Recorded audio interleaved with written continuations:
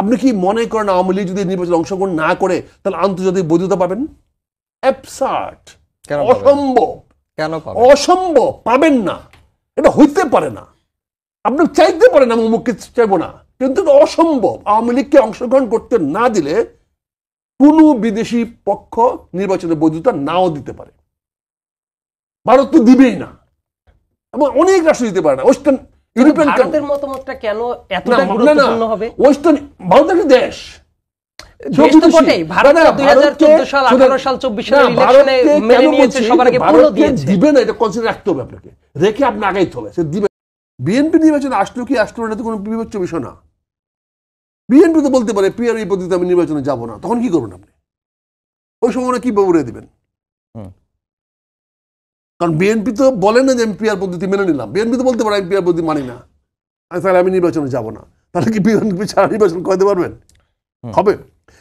আমাদের কথা হলো বাংলাদেশে আমাদের সামনে, জনগণের সামনে, বর্তমানে সারা দেশের সামনে ফেব্রুয়ারি নির্বাচন ছাড়া আমাদের কোনো দেশপ্রেমী বিকল্প নাই।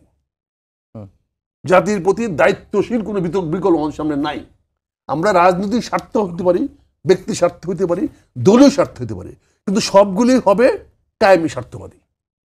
সেখানে দেশ এবং জনগণের স্বার্থ থাকবে না, দেশপ্রেমের ছিটে ফোটাও থাকবে না। কারণ বর্তমান সরকারকে রাখার একমাত্র উপায় হলো নির্বাচন হতে না দেওয়া।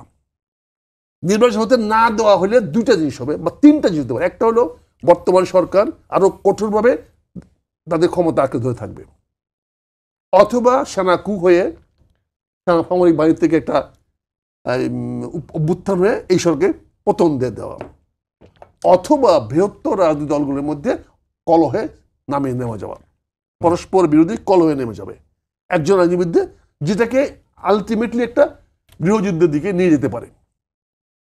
এই তিনটা সম্ভাবনা কি দেশপ্রেমিকের লক্ষণ? এই তিনটি সম্ভাবনা কি আমার কাছে কাম্য? কিন্তু আপনাদের কারো কাছে কাম্য? কিন্তু মেজর অবসরপ্রাপ্ত আখতারুজ্জামান, সরকারের অবস্থান তো ক্লিয়ার না। কেন তারা ফেব্রুয়ারিতে নির্বাচনের কথা বলছেন, নির্বাচন আয়োজনে ইসিকে চিঠি দিয়েছেন, ইসি নির্বাচনের রোডম্যাপ ঘোষণা করবে এই সপ্তাহে, তারপরেও সরকারের অবস্থান ক্লিয়ার না কেন? ক্লিয়ার না আপনি তো বলছেন, যদি ক্লিয়ার হয় তাহলে এই দাবিগুলো নিয়ে প্রশ্ন করছেন কেন আপনি? না, এটা তো রাজনৈতিক দলগুলোর দাবি। তাহলে আপনার এই টেলিভিশন টক শোতে দাবিগুলো নিয়ে আসতেছেন কেন?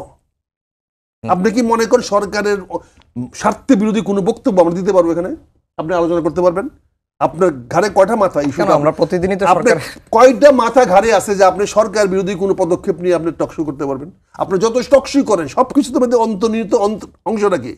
How to keep government please, গভর্নমেন্টকে কিভাবে আপনি খুশি রাখবেন।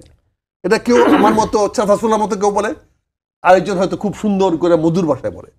কিন্তু আপনি যদি বলেন যে এই সরকার নির্বাচন না দেওয়ার পায়তারা করছে, তাই পিআর পদ্ধতি দাবি তুলছে, আপনি প্রোগ্রাম করতে পারবেন? না, এটা তো সরকার তো পিআর পদ্ধতিতে না, সরকার তো হলো এটা, শুনে সরকার একটা মানে সরকার একটা হলো ভাব যেটা দেখা যায় না। সরকার তো চৌকিদারের সরকার, কিন্তু তার ওই সময় যখন সে চুরকে ধরতে যায় তখন সেই সরকার বলে প্রতিবাদ হয়। আপনাদের সরকার বলে কোনো জিনিস তো দেখা যায় না কোথাও। কাজে আপনি যখন একটা অনুষ্ঠান করবেন বা আমাদেরকে একটা বক্তব্য দিবেন, এই বক্তব্যটা যদি সরকারের বিরুদ্ধে যায় তখনই দেখবো আমাদের মামলা খাইতে হবে, আমাদের ইনকাম ট্যাক্স ফাইল টান দিবে, আমাদেরকে বিভিন্নভাবে হয়রানি করা হবে, আমাদেরকে মব জাস্টিসে ভয় দেখানো হবে। কেন দেখানো হবে? যে আমরা অমুক দিন অমুক টক শোতে বা অমুক টিভি শোতে বা অমুক জায়গায় সরকারকে আমরা আক্রমণ করেছিলাম। কাজে আমি বলছি এই জন্য ভাই, আপনি কথাটা যদি বলছি, আমি কিন্তু ব্যক্তিগত বিশ্বাস করি যে সরকার 5ই আগস্ট ডক্টর ইউনূস সাহেবের ভাষণটা বা জুলাই যে ঘোষণাটা দিয়েছেন, এটা পয়েন্টের পক্ষে বিপক্ষে অনেক পয়েন্ট আছে, তারপরে আমি বলবো ওনার উদ্দেশ্যটা যে সৎ এটা উনি প্রমাণ করেছেন। জি, আমি আর বিশ্বাস করি যে কথা বলছেন। দ্বিতীয়ত উনি পরবর্তী দিনেই এই দিন রাত্রে জাতীয় উদ্দেশ্যে ভাষণ দিয়ে বলছেন যে আমি ইলেকশন কমিশনকে চিঠি দিয়ে বলে দেবো ইলেকশনের ডেট করতে। এখানে ওনার সৎ মনোভাব দেখেছি, এবং পরের দিন উনি ফেব্রুয়ারিতে নির্বাচন ঘোষণা চিঠি দিয়েছেন। কাজে এখানে আমি ওনাকে সৎ, নিষ্ঠাবান এবং জাতির জন্য নিবেদিত বলতে পারি। এবং আজকে উনি একটা ওই কলামে লিখেছেন, সেখানে উনি বলেছেন নির্বাচন ফেব্রুয়ারিতে হবেন এবং উনি ক্ষমতা হস্তান্তর করবেন এবং উনি পরবর্তীতে থাকবেন না। এইটা ওনার একটা গুড গেস্টার, উনি গুড করেছেন। কিন্তু আজকে যে সমস্ত রাজনৈতিক দলগুলো কথা বলতেছে, এই বক্তব্যগুলোকে নিয়ে যখন আমরা টক শোতে আসতেছি তখনই আমাদের মনে ভয় লাগতেছে, তাহলে সরকার তো তলে তলে অন্য কিছু করতেছে। কারণ শফিকুল আলমের হাত তো অনেক লম্বা, অনেক লম্বা, এত লম্বা যেটা আমাদের ডক্টর ইউনূস সাহেবের হাতে এত লম্বা না। কাজে সে কিভাবে জিনিসটাকে কোন দিক দিয়ে কাকে দিয়ে কি বলাইয়া কোন সর্বনাশ লাগাই দিবার একটা যাই না। জি, বিষয়টা আমার কাছে খুব ভয় লাগছে। একটা বিষয় পরিষ্কার করি যে আমরা 5 আগস্টের পরে প্রতিদিনই টকশো করি, অনেকেই আসেন, প্রায় অধিকাংশ সময়ই সরকারের বিরুদ্ধেই কথাগুলো যায়, কিন্তু এখন পর্যন্ত আমরা ওই ধরনের পরিস্থিতি ফেস করতে হয় নাই। সাইদ আব্দুল্লাহ, রাজনৈতিক দলগুলো দাবি করবে স্বাভাবিক, কিন্তু অনেকেই বলছেন যে এই দাবিগুলো করা হচ্ছে বেসিক্যালি রাজনীতিতে একটু এগিয়ে থাকা, এগিয়ে যাওয়া, বা নানা রকম দেনা পাওনার বিষয়গুলো থাকে, সমঝোতার বিষয়গুলো থাকে। এর বাইরে অন্য কোনো উদ্দেশ্য আছে কিনা যে এই 3 দল এনসিপি, জামায়াত এবং ইসলামী আন্দোলনের যে দাবিগুলো নিয়ে? ধন্যবাদ আপনাকে, সময় টিভির দর্শক এবং যারা আছেন, যারা শুনছেন প্রত্যেককেই। সবার আগে আমি বলবো যে এই মুহূর্তে যে কাজগুলো হচ্ছে এগুলো অ্যাবসলিউটলি নেগোশিয়েটিং টুল। অনেক ধরনের যে দাবি দেওয়া, অনেক কিছু চাওয়া, কিন্তু গোপনে গোপনে প্রত্যেকে ইলেকশনের প্রস্তুতি নিচ্ছে। আমি যদি দেখতাম যে যারা যারা এটা বলছে তারা ইলেকশনের প্রস্তুতি নিচ্ছে না, এই ব্যাপারটা তো ভুল। লেটসে আমরা জামাতকে দিয়ে কথাগুলো শুরু করি। তারা বলছে পিয়ার ছাড়া ইলেকশনে যাবে না, কিন্তু তারা বাংলাদেশে সবচেয়ে আগে সবগুলো আসনে প্রার্থী ঘোষণা করে ফেলেছে। তারা কি তখন পিয়ার হিসেবে কি এইভাবে কি প্রার্থী ঘোষণা করা যায় আগের থেকে? এটা তো করা যায় না। এবং তারা যেভাবে প্রচারণা করছে এভাবেই তো প্রচারণাও করা যায় না। তার মানে তারা যে কাজটা করছে, এবং সেটা কিন্তু অলমোস্ট অনেক মাস আগের থেকেই, সবার আগে এই কাজটা তারা করে ফেলেছে, অফিসিয়ালি ঘোষণা করে ফেলেছে। তাহলে তো তারা যা করছে আর তারা যা বলছে দুইটার ভেতরে ফারাক আছে, নাম্বার 1। 2 নাম্বার ব্যাপার হলো, এই মুহূর্তে প্রত্যেকেই ট্রাই করছে যে কে কতটা লেভারেজ গেইন করতে পারে। এবং এই পিআরের কথাটা বলার কারণটা হলো এই জায়গাতেই, অ্যাকচুয়ালি আমি খোলামেলাভাবে বলেই ফেলি, এইবারের ইলেকশনটা আসলে এটা একটা রানার্স আপ শিপের কম্পিটিশন হচ্ছে মূলত। কারণ যদি ফ্রি অ্যান্ড ফেয়ার ইলেকশন হয়, যদি এইভাবে বলা উচিত না যে এক্স দল বা ওয়াই দল বা জেড দল জিতবেই, কিন্তু মানুষের তো একটা প্র্যাকটিক্যাল মতামত আছে, সেই মতামতের ভিত্তিতে দেখবেন যে এটা রানার্স আপ কে হবে, এটা খুব গুরুত্বপূর্ণ ব্যাপার। এবং মূলত ওইটাকে টার্গেট করেই কে কতটা টান দিতে পারে, যে এইটা বললে আমাকে কতটা ছাড় দিবে না ছাড় দিবে, এইটা নিয়েই মূলত খেলাটা চলছে। কারণ কি রাজনীতিতে অনেকে সামনে যা বলে আসলে তা মিন করে বলে না, এবং actually this is happening here. 2 নম্বর কথা বলে আমি আমার নিজের মতামত দিতে পারি, অন্যদের মতামত আমি বলতে পারি না। আমার নিজের মতামত হলো ব্যক্তিগতভাবে এক্সিস্টিং যে হাউসটা আছে, অর্থাৎ lower house, upper house as of now যেহেতু নাই, ওইটা নিয়ে আমি এই মুহূর্তে কোনো মন্তব্য করব না।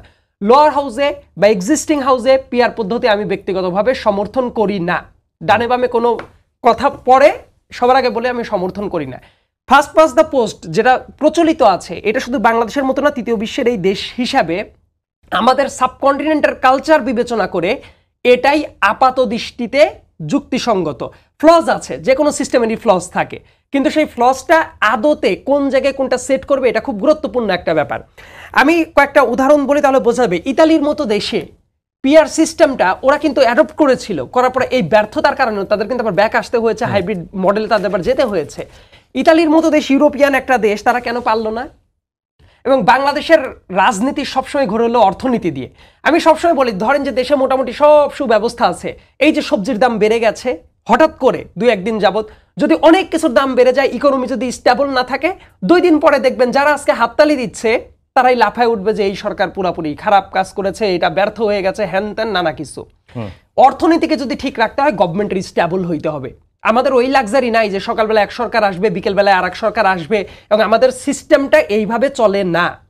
আর আরেকটা ব্যাপার হইলো, আমি বোঝানোর চেষ্টা করি, দেখেন দ্বিচারিতার জায়গাগুলো কোথায় কোথায়। একটা আলোচনা হচ্ছে না, এনসিপি যখন পিআর এর কথা বলছে, এনসিপি থেকে শুরু করে অন্যান্য কয়েকটা দল তো খুব কড়া স্ট্যান্ড নিয়েছে যে নারীদের ডিরেক্ট ভোটে নির্বাচিত হয়ে আসতে হবে, রাইট? যে ডিরেক্ট ভোটে না আসলে যেটা হয়, প্রতিনিধিত্বমূলক ভাবে আসলে জনগণের রিফ্লেকশনটা থাকে না, এটা তো তাদের আর্গুমেন্ট ছিল। মাই কোশ্চেন ইজ দ্যাট ওই জায়গায় তারা মনে করছে জনগণের ভোটে তাদের প্রতিনিধি সংসদে আসা উচিত, পিআরে যদি ইলেকশন হয় তাহলে তো জনগণ জানবেও না যে কাকে ভোট দিচ্ছে, লেটস সে যে পার্সেন্টেজের ভিত্তিতে। কিন্তু এখানে একটু কারেকশন হওয়া দরকার যে এনসিপি আসলে নিম্নকক্ষে পিআরের কথা বলে নাই। সামগ্রিকভাবে যখন আলাপ আলোচনাটা আসবে দেখবেন যে অনেক জায়গায় সুর অনেক জায়গায় মিলে যায়। এনসিপির কথা না, আমি সামগ্রিকভাবে একটু বলার চেষ্টা করছি।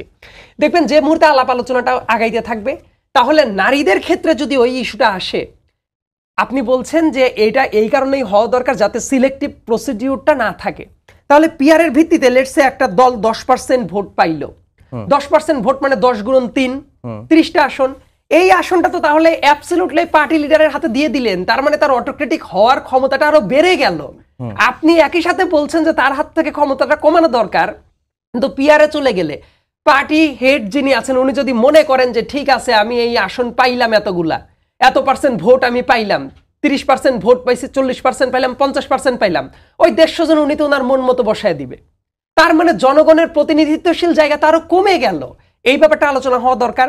একই সাথে বললাম না, যেসব দেশ ব্যর্থ হয়ে গেল এই ব্যাপারটা মাথায় রাখা জরুরি। এবং আরেকটা ব্যাপার, খুবই সেন্সিটিভ একটা জায়গা আমি বলি, পিআর পদ্ধতি হবে কি না হবে, আমাদের সংবিধান সংস্কার কমিশন ছিল একটা, তার একটা মতামত দিয়েছিল, এবং তারপরে সংসদ ভবনের ওই যে কিন্তু একটা মিটিংয়ে প্রত্যেকটা রাজনৈতিক দলকে আলাদা আলাদা করে ডাকা হয়েছে, তারা মতামত দিয়েছে। প্রথম যে সুপারিশমালাটা দেয়া ছিল ওই যে কি সংস্কার কমিশনই কি এই পিআর প্রপোজালকে রেখেছিল? তাদের প্রপোজিশনই ছিল না। এবং ওই টাইমে তো প্রত্যেকটা রাজনৈতিক দল, ইনক্লুডিং যে রাজনৈতিক দলগুলো এখন পিআর চায়, তারা তো ওই টাইমেও তাদেরও সুপারিশ দিয়েছে, লিখিতভাবে আর্গুমেন্ট করেছে। ওই জিনিসগুলো সামনে দেখা দরকার যে তাহলে কয়েক মাস আগে তারা ওই জায়গায় কি বলেছে, এখন কি বলছে। আর একটা ব্যাপার হলো, পিআর যদি হয়, লেটস একজন স্বতন্ত্র ইলেকশন করতে চায়, তার ভোটে দাঁড়ানোর রাইটটাকে আপনি তাহলে তো নষ্ট করে দিচ্ছেন। কারণ ইন্ডিভিজুয়ালি সে ভোটে দাঁড়াবে কিভাবে? মানে একজন মানুষ ভোটে দাঁড়াবে, তার জায়গাটাই তো আপনি নষ্ট করে ফেললেন। তাহলে এই ব্যাপারগুলো তো অ্যাড্রেস করা দরকার। এবং সবচেয়ে সিগনিফিকেন্ট ব্যাপারটা হলো, বাংলাদেশের এইভাবে যদি এই কাজটা করা হয়, তাহলে ওই যে হর্স ট্রেডিং যখন বেড়ে যাবে, এক এক দিন এক এক সরকার আসবে, বা লোয়ার যে দলগুলো আছে যারা এখন অনেক লাফাচ্ছে, যদি এমন করে দেওয়া হয় যে ঠিক আছে পিআর হবে কিন্তু একটা থ্রেশহোল্ড ঠিক করে দেওয়া হবে, 10% হবে তার লোয়ার থ্রেশহোল্ড, তাহলে দেখবেন অনেক দল আবার চুপছে যাবে, বলে না কোনো থ্রেশহোল্ডের দরকার নাই। তাহলে আপনি যদি 1% ভোট পান, 1%-এর জন্য আপনি প্রতিনিধিত্ব করার জন্য একেবারে মুখায় আছেন। হোয়ারএজ আপনার জনপ্রতিনিধিত্ব বাংলাদেশের জন্য একটা গুরুত্বপূর্ণ ব্যাপার, যদিও মেম্বার অফ দ্য পার্লামেন্টের অরিজিনাল কাজ মানে বাইবুক কাজ যেটা, সেটা অনেকেই জানে না। কিন্তু আমার কথা, প্র্যাকটিক্যাল গ্রাউন্ডে জনগণের কাছ থেকে এই প্রতিনিধিদের যে জায়গায় আরো সম্পৃক্ত হওয়ার কথা প্রেজেন্ট কনটেক্সটে, সেই জায়গায় তাদের থেকে আরো দূরে সরায় নেওয়া হবে। এর ফলে যেটা হবে, আমাদের দেশ একটা স্টেবল সরকার আসতে পারবে না। এবং এই মডেলটাকে অনেকে বুঝতে আমরা ভুল করি। ইন্ডিয়া সবসময় আমরা বলি তারা আওয়ামী লীগকে চাইতো, আওয়ামী লীগ তো নাই, কিন্তু অপশনটা ইন্ডিয়া এখন কি চায়? তারা চায় একটা দুর্বল সরকার থাক। এবং দুর্বল সরকার যদি আসে, মানে কেউ কেউ হয়তো প্ল্যান করছে ঠিক আছে ইলেকশন হইলেও আমরা কোনোদিন ক্ষমতায় যাইতে পারবো না, অতএব যারা ক্ষমতায় যাইতে পারে তাদেরকে দুর্বল করি, দেশের স্বার্থ গোল্লায় যাক, নিজেদের স্বার্থটা দেখি। আরেকটা ব্যাপার, আওয়ামী লীগকে ফেরানো যাবে না, অমুক তমক বহু আলাপ আলোচনা হয়, নয়া বন্দোবস্ত, অমুক বন্দোবস্ত, তমক বন্দোবস্ত। আওয়ামী লীগকে আওয়ামী লীগ নামেই শুধু ব্যাক আসতে হবে, ভিন্ন ভিন্ন নামে ব্যাক আসতে পারে না। লেটস একটা লগি লীগ, বৈঠা লীগ, অথবা লেটস জাতীয় পার্টি, অমুক দল, তমুক দল, এই বিভিন্ন ফ্রন্টে যদি এমন হয় যে মানুষ বুঝতে পারে, তাদের ইন্টারনাল প্রচারণা যদি থাকে ওই ব্যালটটা আমাদের ব্যালট, তাহলে তো এই পিআর হইলে যেটা হবে, ওই জায়গায় এমনভাবে ভোটের জায়গাটা চলে যাইতে পারে, আলটিমেটলি দেখা যাবে আওয়ামী লীগ নামে না, কিন্তু আওয়ামী লীগের যে 20%-এর মতো ভোট আছে ওইটা যদি পড়ে, আলটিমেটলি বিরোধী দল হয়ে যাবে আওয়ামী লীগ। তার মানে মনে মনে যাই বলুক না কেন, এই স্বার্থটা যে দেশের বিরুদ্ধে চলে যাবে, এইটা না ভেবে শুধুমাত্র ব্যক্তিগত স্বার্থের জন্য এই কথাটা আসছে। অন্য কোনো নামে তো আওয়ামী লীগ ব্যাক করানোরও প্রক্রিয়া হয়ে যাইতে পারে পিআর। সো দলের ভালো হচ্ছে, দেশের ভালো যদি চাওয়া যায়, তাইলে সামগ্রিক প্রেক্ষাপট বিবেচনায় রাখলে পিআরটা এক্সিস্টিং হাউস, লোয়ার হাউসে কোনো অবস্থাতেই যুক্তিসঙ্গত কোনো কারণ না। জি, আখতারুজ্জামান, যেই প্রসঙ্গটি, দুটি বিষয় আমি প্রশ্ন করতে চাই আপনার কাছে সাইদ আব্দুল্লাহর কথার সূত্র ধরে, যে এখন যা হচ্ছে, যে দাবি দাওয়াগুলো আসছে, সেটি মূলত রানার্স আপ কে হবে সেটা নিয়েই খেলাটা চলছে, এটি একটি দিক। আর হচ্ছে যে পিআরটা যদি নিম্নকক্ষে হয়, তাহলে আওয়ামী লীগ নামে না হলেও যে কোনো উপায়ে আওয়ামী লীগকে আসলে পুনর্বাসন বা ফেরানোর একটা প্রক্রিয়া হতে পারে। ধন্যবাদ আপনাকে। আমি আবার শুরু করার আগে আমি আপনার কাছে ফিরে যাই। আপনি আমার বক্তৃতা ক্লোজ করার সময় একটা স্টেটমেন্ট দিয়েছিলেন যে আপনারা এই ধরনের কোনো বিব্রতকর পরিস্থিতিতে পড়েন নাই এখন পর্যন্ত। পড়েন নিতে বোঝা যায় যে আপনার সরকার এক নজরে আছেন, এতেই বোঝা যায় যে আপনার সরকার যেভাবে চাচ্ছে সেভাবে চালিয়ে যাচ্ছেন। যাই হোক, আমি সে বিতর্কে যাব না। আপনারা অনেকেই, আমার ভাই বললেন যে আপনারা চ্যাম্পিয়ন সিলেক্ট করে ফেলেছেন, চ্যাম্পিয়ন সিলেক্ট হয়ে গেছে, এখন রানার্স আপ নিয়ে ফাইট করা হচ্ছে। এখানে তো সমস্যা আমাদের, এখানে তো মনে হচ্ছে যে আমরা এমন কিছু একটা বিভ্রান্তিকর অবস্থা তৈরি করতে চাচ্ছি যে কাউকে আমরা আইডেন্টিফাই করতে চাচ্ছি হি ইজ এ চ্যাম্পিয়ন, ফলে নির্বাচনটাকে যেন সুষ্ঠুভাবে হতে না দিই। কারণ চ্যাম্পিয়নটা যদি আমার চয়েস না হয়, তাহলে চ্যাম্পিয়নকে ঠেকাও। এবং এই ধরনের বক্তব্য আমি নির্বাচন কমিশনের বক্তব্য পাচ্ছি আমরা। ওনারা বলছেন একটি কেন্দ্রে যদি গন্ডগোল হয় তো সারা বাংলাদেশে উনি নির্বাচন বানচাল করে দেবেন, স্থগিত করে দেবেন, এমন বলছেন নেগেটিভ ভোটের প্রভিশন নিয়ে আসবেন। তার মানে একটা চ্যাম্পিয়নকে ধরে নিয়ে আমরা আগাচ্ছি, এই চ্যাম্পিয়নটাকে আসতে দেওয়া হবে না। এবং ইতিমধ্যে তারেক রহমান সাহেব পরিষ্কার করেছেন যে উনি বলেছেন যে বিএনপিকে ঠেকানোর জন্য এখন অনেক পায়তারা শুরু হয়ে গেছে, অনেক ধরনের মুভমেন্ট শুরু হয়ে গেছে। কাজে এখানে চ্যাম্পিয়ন ধরে আগালে হবে না, আগাইতে হবে নির্বাচনটাকে কি করে আমি করাবো। পিয়ার পদ্ধতি চাইলেও না, কল্পকথা নিয়ে গল্প করে তো লাভ নাই। কল্পকথা তো লাভ দিয়ে বিস্তলা উঠে যাওয়া যায়, লাভ দিয়ে তো উপন্যাসিক সিনেমা যখন বানায় সে মানে দেখায় দিল হিরো লাভ দিয়ে বিস্তলা উঠে গেল, কেউ কি প্রশ্ন করে বাস্তবসম্মত কিনা, সিনেমার দেখে তো তালিয়ে মারে হিরো ওয়েল ডান। কল্পকথা নিয়ে গল্প করে আমাদের লাভ নাই। Let's we come to the reality, বাস্তবতে আসি। এই বর্তমান রাজনৈতিক বন্দোবস্তে আগামী নির্বাচনে না যাওয়ার কোনো পথ কি কোনো রাজনৈতিক দলের আছে? আমি ব্যক্তিগত মনে করি যদি এই রাজনৈতিক দল দেশপ্রেমিক হয়ে থাকে, কায়েমি স্বার্থবাদী না হয়ে থাকে, জনগণের পক্ষে কাজ করে থাকে, তাহলে তাদেরকে নির্বাচনে আসতে হবে। নির্বাচনে এসে তারা জয়লাভ করে পরবর্তীতে তারা যা করতে চায় তাদের সংসদ দিয়ে তারা তাই করুক, যা আজ করতে চায়। কাজে আমাদেরকে আলোচনা করতে হবে নির্বাচনটাকে কিভাবে বাস্তবায়িত করা যায়। আমি এখানে যে কয়েকটা পয়েন্ট বলতে চাই আপনাকে, আমি মনে করি যে আগামী যে নির্বাচন আমাদের সামনে আসতেছে, এই নির্বাচনটা আমাদের সামনে কতগুলো চ্যালেঞ্জ নিয়ে আসতেছে, যে চ্যালেঞ্জগুলো আমাদের ফেস করতে হবে। এটা গণতন্ত্রের প্রতি হুমকি হয়ে দাঁড়িয়েছে। এই নির্বাচন হুমকি হয়ে দাঁড়াবে যদি আমরা নির্বাচনটাকে দাঁড় করাইতে না পারি, নির্বাচনটা করাইতে না পারি। গণতন্ত্রের কন্টিনিউটি আসবে না, এখানে গণতন্ত্র এস্টাবলিশড হবে না যদি নির্বাচন না হতে পারে। এখানে আমাদের চ্যালেঞ্জগুলো হলো, আমি 5টি চ্যালেঞ্জ যদি আপনাদের সামনে বলি, 5টি চ্যালেঞ্জ তুলে ধরি, তাহলে আমি বলতে পারি রাজনৈতিক অস্থিতিশীলতা ও বিভাজন। একটা বলতে পারি কিভাবে বিভাজন হবে। এখন পর্যন্ত বড় দলগুলির নির্বাচনে অংশগ্রহণ নিশ্চিত হয়নি। অ্যাজ অন টুডে আপনি যেটা বললেন যে এখন পর্যন্ত আমরা বলি নাই সবাই যে হ্যাঁ আমরা এই টুর্নামেন্টের নাম লেখাইলাম, এই টুর্নামেন্টে অংশগ্রহণ করবো। আপনি যে টুর্নামেন্টে কি হয় 10টা 12টা 20টা দল তো করে, তারপর ফিকচার তৈরি করেন। তা আমরা কিন্তু এখন পর্যন্ত ঐক্যমতে আসি নাই যে আমরা এরা নির্বাচনে অংশগ্রহণ করব। তারপরে বিভাজন আমাদের চলতেছে, এই বিভাজনটা আমাদেরকে আরো বাড়াবে, যার ফলে রাজনৈতিক অস্থিতিশীলতা বাড়বে। 2 নম্বর, এছাড়াও 2 নম্বর নির্বাচনের বৈধতা। আমরা এখন কাউকে বলছি আসতে দিব না, কাউকে বলতে আসতে দিব না। আপনি কি মনে করেন আওয়ামী লীগ যদি নির্বাচনে অংশগ্রহণ না করে তাহলে আন্তর্জাতিক বৈধতা পাবেন? অ্যাবসার্ড, অসম্ভব। কেন অসম্ভব, পাবেন না, এটা হইতে পারে না। আপনি চাইতে পারেন আমি অমুককে চাইবো না, কিন্তু অসম্ভব। আওয়ামী লীগকে অংশগ্রহণ করতে না দিলে কোনো বিদেশি পক্ষ নির্বাচনের বৈধতা নাও দিতে পারে। ভারত তো দিবেই না, এবং অনেক রাষ্ট্র দিতে পারে না। ওয়েস্টার্ন ইউরোপিয়ান ভারতের মতামতটা কেন এতটা গুরুত্বপূর্ণ হবে? ওয়েস্টার্ন ভারত একটা দেশ, দেশ তো বটেই। ভারত 2014 সাল 18 সাল 24 সালের ইলেকশনে মেনে নিয়েছে, সবার আগে পুরো দিয়েছে। দিবে না, এটা কনসিডার রাখতে হবে আপনাকে, রেখে আপনি আগাইতে হবে। সে দিবে না, আপনি ওয়েস্টার্ন ইউরোপিয়ান কান্ট্রিগুলো নাও দিতে পারে। কারণ আপনি নির্বাচনে আমার কাছে আমি খুব ভালো লাগতো, আমি যদি বলতে পারতাম হ্যাঁ আওয়ামী লীগ নির্বাচন করবো, যদি অল্টারনেটিভ আমার থাকতো আমি ফার্স্ট ম্যান বলতাম। অলরেডি কিন্তু জাস্ট আমি একটা জিনিস সংযুক্ত করি যে আপনি যদি অনুমতি দেন, ইন্টারন্যাশনাল একটা ফোরাম থেকে কিন্তু অলরেডি এই ব্যাপারটা যখন উঠেছিল তাদের কাছে বলা হয়েছিল যে এটা কি হবে। তারা কিন্তু লাস্টে যে স্টেটমেন্টটা দিয়েছে, পার্টিসিপেটরি মিন্স মানুষ যারা আছে ভোটার তারা ফ্রি অ্যান্ড ফেয়ারলি পার্টিসিপেট করতে পারছে কিনা, নট এসেনশিয়ালি দলগুলা। এটা স্টেটমেন্টটা কিন্তু অলরেডি আছে। জাতিসংঘের প্রতিনিধি যা বলে সেটা জাতিসংঘের কথা না, জাতিসংঘের মহাসচিব যা বলে সে জাতিসংঘের কথা না, ব্রিটিশ প্রাইম মিনিস্টার কি বলে সেটা ব্রিটিশদের কথা না। এখানে আরো অনেক মতামত আছে, অনেক না, জাস্ট আমি বললাম ওই পার্সপেক্টিভটা বললাম যে তাদেরই একটা মতামত কিন্তু কথা আছে। হইতে পারে আমার সরকারের সঙ্গে একটা আত্মমিলনের জন্য, আমাদের স্বার্থ উদ্ধার করার জন্য হইতে পারে, কিন্তু প্রশ্নটা হচ্ছে কি আপনি অ্যাকসেপ্টেবল করাবেন কি করে? আপনি আমাকে খাওয়াবেন লেবু আর আমি বলবো টক না, তা বলেন এটা কি হতে পারে? আমি এটা কেন বলছি যে এটা কথাটা বলাটা খুব কঠিন। আমি যে কথাটা বললাম যে আওয়ামী লীগ ছাড়া হবে না, এই কথাটা তো একটা চ্যালেঞ্জিং মতো মনে হয়ে যাচ্ছে অ্যাজ অন টুডে। বাট আমি কি বলতেছি যে এটা ছাড়া আপনি নির্বাচনকে গ্রহণযোগ্য করাতে পারবেন না, এটা হলো বাস্তবতা।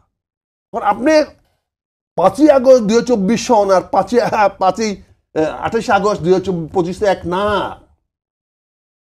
আপনি যে ছবি আজকে টেলিভিশনে দেখান, আপনি অতীত দেখাচ্ছেন, আজকে টেলিভিশন দেখান না, আপনার মিছিলে কটা লোক আছে? আজকে দেখেন না ঢাকা শহরে কোন দাবিতে কতজন লোক মাঠে নামছে। আপনি ওই ওই ছবি দেখাচ্ছেন কেন? আপনি আজকের মিছিলের ছবি দেখান। এটা আমি একটা বললাম, you may disagree with me, এতে আমি সেটা বলছিলাম, আমি থেকে বললাম যে এটা একটা চ্যালেঞ্জের মধ্যে দাঁড়াবে, এটা আমি চ্যালেঞ্জ হিসেবে মনে করতেছি। এটা যদি ওভারকাম করতে পারেন গুড এনাফ, ইটস ওয়েলকাম, কিন্তু আমি একটা চ্যালেঞ্জ দিচ্ছি। দ্বিতীয়ত বলছি নির্বাচন কমিশনের দুর্বলতা। নির্বাচন কিন্তু এখন পর্যন্ত স্বাধীন আস্থার ঘাটতি রয়েছে। নির্বাচন কমিশন কিন্তু এখন পর্যন্ত কিন্তু আমাদের দেশি বিদেশি আইসা টাকা ঢালতেছে, বলতেছে টাকা দেবো টাকা দেবো টাকা দেবো, অর্থাৎ একটা ড্রাইভিং সেন্টার হয়ে গেছে, একটা ঘুষ সেন্টার হয়ে গেছে। কারণ ওই কনসালটেন্সিরা কি আপনি প্রতিদিন দেখবেন অমুক অ্যাম্বাসেডার এসে বলছে এই টাকা দেবো ওই টাকা দেবো। আরে ভাই তুমি কি শালা ভিক্ষা করা জায়গা এটা? তারা ওখানে গিয়ে কেন বলবে আমি তোমাকে অর্থ দিব? তারা না আমার কথা না, উন্নয়ন অংশীদার না অন্য অংশীদার। তুমি কে? তোমাকে চাইছি আমি? তোমাকে এই প্রোগ্রাম দিয়েছি? আমি বলছি তুমি কেন আমাকে দিচ্ছ? তার মানে তুমি আমাকে এলুড করতেছো, তুমি আমাকে প্ররোচিত করতেছো একটা অপরাধে দিয়ে যাওয়ার জন্য। It is negative. আমি বলছি এটা আর দুইটা চ্যালেঞ্জ, আর তিনটা চ্যালেঞ্জ আসতেছি।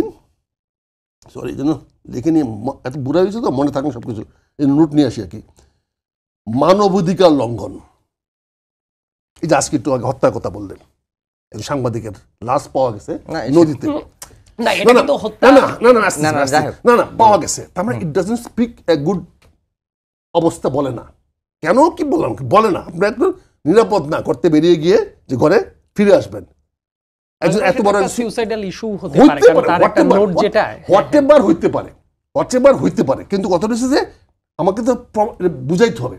দুদিন পরে বললাম কেন, কাজে এখানে মানবাধিকার লঙ্ঘন, সহিংসতা, ভয় ভীতি, সংখ্যালঘুদের উপর বাদ দিয়ে দিলাম, কিন্তু আপনি তো একটা মব জাস্টিসের মতো পরিবেশ এখনো চলতেছে।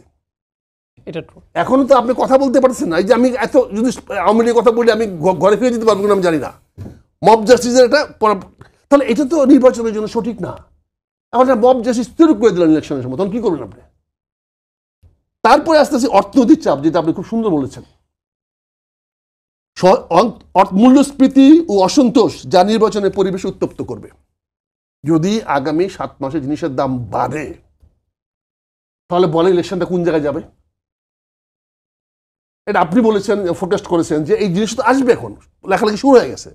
আজকে আপনি আমরা নিউজে দেখিয়েছেন যে শাকসবজির দাম বেড়েছে। এই বাড়ানো অব্যাহত থাকে, মানুষের আয় কি অব্যাহত আছে? আপনি ইতিমধ্যে সরকারি কর্মচারীদের কিছু বার্তা টাতা দিচ্ছেন, বেতন বাড়াবেন, বাট বাড়াবেন কোত্থেকে? খাজনাটা দিবে কি? আপনার 5টা চ্যালেঞ্জের কথা শুনলাম, একটা 5টা বলিনি তো, একটা চ্যালেঞ্জ রয়ে গেছে। সরি, আমি একটু নিরাপত্তা নিয়ে প্রশ্ন। আমরা কি নিরাপদ? ইলেকশনে সবচেয়ে বড় যে ইঞ্জিনিয়ারিংটা করা হয় ইলেকশনটাকে প্রভাবিত করার জন্য, সেখানে প্রশাসন এবং পুলিশের দায় সবচেয়ে বেশি। আমরা কি পুলিশের কাছ থেকে নিরাপদ? বাংলাদেশ কি এখন প্রশাসনের কাছ থেকে নিরাপদ? আপনি কি জানেন প্রতিটি থানায় কিভাবে প্রশাসন মানুষকে অত্যাচার করতেছে, কিভাবে টাকা আদায় করতেছে? আপনি 5-7 জন লোকের কাছে আজকে থানা জিম্মি, তাদেরকে আপনি চাঁদাবাজ বলতেছেন, কিন্তু চাঁদাবাজটা দিয়ে কি গেইন করতেছে তারা? তো চাঁদাবাজির বিনিময়ে ওসি বা ইউনোকে ব্যবহার করতেছে। চাঁদাবাজিটা তো সে টাকা চাইয়া নিতেছে না, তোমাকে ফেসিলিটি দিব। কাজে এখানে আপনি নিরাপত্তার জন্য এখানে একটা চিন্তা করতে হবে। কাজে নিরাপত্তা কিভাবে দিবেন? এটা নিয়ে সব রাজনৈতিক দলই কনসার্ন জানিয়েছে। না আমি বলতেছি যে জানিয়েছে, আপনি চ্যালেঞ্জের কথা বলছেন, তো এটা নিয়ে রাজনৈতিক দলগুলো কিন্তু অ্যাকশন হচ্ছে না। কাজে এই অ্যাকশন নিয়ে নির্বাচনে যদি কিভাবে হবে, আবারও বলছি আমি, এই নির্বাচনটা ব্যাহত হলে একমাত্র বেনিফিট হবেন ডক্টর ইউনূস সাহেব। কিন্তু উনি বারবার বলার চেষ্টা করছেন আমি বেনিফিট নিতে চাই না। কাজে আমাদের সবাইকে, ওনাকে যদি ভালোবাসি, ওনাকে যদি আস্থা রাখি, তাহলে আমাদের সবাইকে ওনাকে সহযোগিতা করতে হবে। জি, সাইদ আব্দুল্লাহ 5টি চ্যালেঞ্জের কথা বললেন, তার মধ্যে মূল যেটা নিয়ে আলোচনা হওয়ার মানে করতে চাই সেটি হচ্ছে যে আওয়ামী লীগ যদি নির্বাচনে অংশ না নেয়, তাহলে এই নির্বাচনটা আন্তর্জাতিকভাবে গ্রহণযোগ্যতা পাবে কিনা সেটি নিয়ে একটা চ্যালেঞ্জ রয়েছে। এটা নিয়ে আপনার বক্তব্য? তার আগে আমাদের ব্যাকগ্রাউন্ডে একটু চলে যেতে হবে কয়েকটা জায়গায়। আমি ওই কারণেই একটা জায়গায় একটু কথা বলেছিলাম, একটা পয়েন্ট তুলেছিলাম। এর আগে শেখ হাসিনা যে ইলেকশনগুলো করেছে 2014, 2018, 2024, একটাও ইলেকশন হয় নাই। ইয়েট তাকে ইলেকশনের ঠিক পরের দিন ফুল দিয়ে সবার আগে যে 2টা দেশ দেখবেন মানে স্বাগত জানাতে গেছে, দেখবেন চীন, ভারত, এরা দুইজন এমনও হয়েছে মানে কম্পিটিশন করে যে কে আগে ফুল দিতে যাবে, এবং একটা দেশের রাষ্ট্রদূত নামে আরেকজনকে হল্ট করতে হয়েছে যে আপনি একটু দাঁড়ান, মানে এই কম্পিটিশন করে ফুল দেওয়া হয়েছে। এমনকি আরেকটা জায়গায় দেখবেন যে চীন, ভারত, রাশিয়া একই সাথে স্বাগত জানানোর চেষ্টা করেছে। ইন্টারন্যাশনাল 2018 সনে কিন্তু জাতিসংঘ সবার আগে জানিয়েছিল, আমি ওইটাই 2018 সনে বলছি। জাতিসংঘ তাহলে সবার আগে জানিয়েছিল। তার মানে ইন্টারন্যাশনালি স্বাগত জানানো হইলেও ওইটা যে ইলেকশন নাও হইতে পারে, Exactly, দিস ইজ ফ্যাক্ট। ওইটাই বললাম। মাই কোশ্চেন ইজ দ্যাট জাতিসংঘ, আপনি বলেছেন পারফেক্টলি ফাইন, জাতিসংঘ অনেক জায়গায় বিবৃতি সুলভ কাজই করে, যদি তাই না করতো প্যালেস্টাইনে এই দুরবস্থা হইতো না। Exactly, জাতিসংঘ sir, very যদি true. ঠিকমতো কাজ করতে পারতো, আমাদের মিয়ানমারে আমাদের দেশের পাশে যেভাবে রোহিঙ্গাদের ওপরে গণহত্যা চলেছে, পারসিকিউশন চলেছে, এতদিনেও কোনো সমাধান হয় নাই, আমাদের ওই জাতিসংঘের মহাসচিব সাহেব এসে ইফতার করে যাবেন, সবকিছু করবেন, কিন্তু দিন শেষে এগুলা যে এক একটা আশ্বাস এবং এই আশ্বাসে কাজ হবে না সেটা আমরাও বুঝি। সমস্যাটা হলো যে আজকের দিনে দেখেন না জাতিসংঘের ওই যে দূত দেখা করে কি জি জি বললেন, অনেক জায়গায় এই জন্য আমি বলছি যে আপনার হাতে যেটা সলিড আর্গুমেন্ট যে আপনার দেশের মানুষ পার্টিসিপেটরি ইলেকশন পাচ্ছে কিনা, পার্টিসিপেটরি কোন অ্যাঙ্গেল থেকে, যারা ভোটার তাদের অ্যাঙ্গেল থেকে, যে তাদের ভোট দেওয়ার রাইটটা আছে কিনা, এই জায়গাটা যদি ঠিকমতো নিশ্চিত করা যায় অনেক সমস্যার সমাধান হয়ে যাবে। তার কারণ কি, বাংলাদেশে কিভাবে লুটপাট হয়েছে, কিভাবে খুন খারাপি হয়েছে, গুম হয়েছে, এবং প্রফেসর ডক্টর মোহাম্মদ ইউনূস একটা কাজ করতে গিয়ে অনেক লেট করে ফেলেছে, সেটা হলো বিগত দিনের ইলেকশনগুলো কিভাবে রিগিং করা হয়েছে, যারা যারা দায়িত্ব ছিলেন, এটা 11 মাস পরে ওনার মনে হয়েছিল যে এটার তদন্ত করাটা জরুরি। আমি তখনও সমালোচনা করেছি, এই কাজটা হওয়া উচিত ছিল তার একদম প্রথম মাসের কাজ, অর্থাৎ 2024 সালের আগস্ট মাসের কাজ।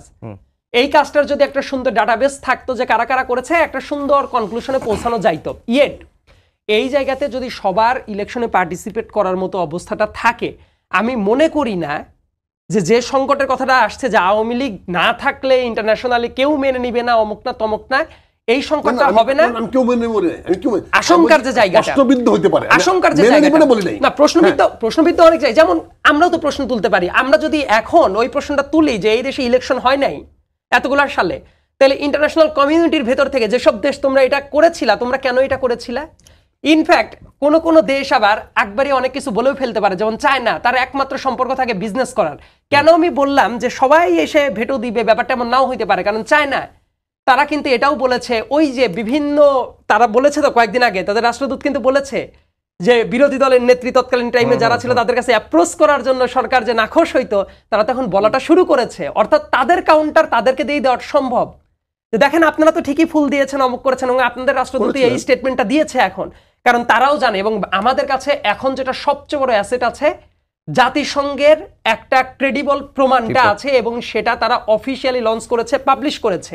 এবং যারা যারা এটা করেছে, ডক্টর মোহাম্মদ ইউনূস আমার কাছে মনে হয় আওয়ামী লীগকে ব্যান করার এই যে জায়গাটা উনি তো ওন করেন না, যে করেন না, বাইরের দেশের মিডিয়াতে যখন উনি কথা বলেন তখন কিন্তু ঢাক ঢাক গুড় করে কথা বলেন, ইলেকশন কমিশন বুঝবে, অমুক বুঝবে, তমক বুঝবে। এই কাজটা না অবশ্যই করবেন। জাতিসংঘের এই রিপোর্টটা কিন্তু অত্যন্ত মেলাফাইডি, অত্যন্ত মেলাফাইডি। এটা কিন্তু কোনো রেজলিউশন নিয়ে করে নাই, আলোচনা করে নাই, কিন্তু একটা স্টেটমেন্ট দিয়ে, ছবি দিয়ে ওরা করেছে, বিবিসিও করেছে। মেলাফাইডি, কারণ এটার সঙ্গে বিবিসির কাজের সাথে অবশ্যই জাতিসংঘের কাজটাকে আমি একসাথে মেলাতে চাই না। বিবিসি তো সংবাদ মাধ্যম, জাতিসংঘের এটা আলাদা। এটার সঙ্গে রোহিঙ্গাদের বাণিজ্য আছে,